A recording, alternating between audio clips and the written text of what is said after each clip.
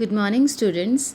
I am back with my new video with new chapter, that is chapter 14.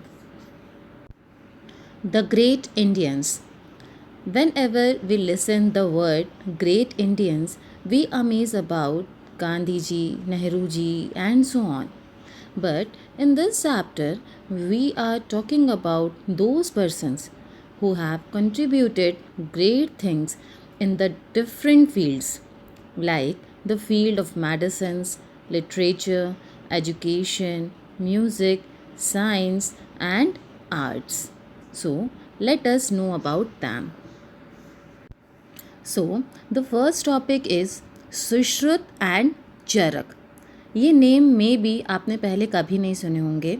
So I explain you. हमारी country में, हमारे culture में 4 oldest Indian text हैं जिन्हें हम वेद बोलते हैं, जिनके नेम हैं सामवेद, ऋग्वेद, अथर्ववेद और यजुर्वेद. इनमें से जो अथर्ववेद है, इसमें मेडिसिन्स के बारे में, डिसीज़ेस के बारे में और उनकी ट्रीटमेंट के बारे में बताया गया है. इन्हीं मेडिसिन्स, औषधियों, डिसीज़ेस और उनके ट्रीटमेंट के बारे में और उनके साथ जुड़े हुए थे चरक और Sushruta.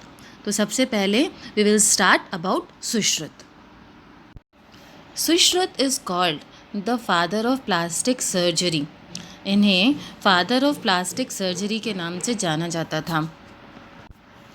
He was an expert in removing stone from kidneys and the bladder, treating fracture and performing eye operation to remove cataract. इस पिक्चर में आप देख रहे हैं कि वो पेशेंट्स को कैसे ट्रीट कर रहे हैं. ये किडनी या ब्लैडर में से स्टोन को रिमूव कर सकते थे. स्टोन जानते हैं ना, पथरी. इसके साथ साथ फ्रैक्चर्स को भी ये प्रॉपर ट्रीटमेंट करते थे. इसके साथ performing eye operation to remove cataract, means eye में कोई भी डिफेक्ट हो तो ये उसको भी ऑपरेट ईजीली कर सकते थे. That is why he is called as a father of plastic surgery. He also knew about the hundreds of medicinal plant. उनको बहुत सारी औषधियों के बारे में, जड़ी बूटियों के बारे में, मेडिसिनल प्लांट के बारे में नॉलेज था. And how they could be use to treat different disease. उसके साथ साथ उन मेडिसिनल प्लांट का किस डिसीज़ में प्रॉपर यूज़ होता था उनका भी उनको पूरा ज्ञान था, पूरा नॉलेज था उनको. और जिस तरह से अथर्ववेद में मेडिसिन, डिसीज़ और उनके ट्रीटमेंट के बारे में दिया गया है, उसी तरह से सुश्रुत ने भी अपनी एक बुक लिखी जिसका नाम दिया उन्होंने सुश्रुत संहिता. और उन्होंने उसमें मेडिसिन के बारे में पूरी नॉलेज लिखी.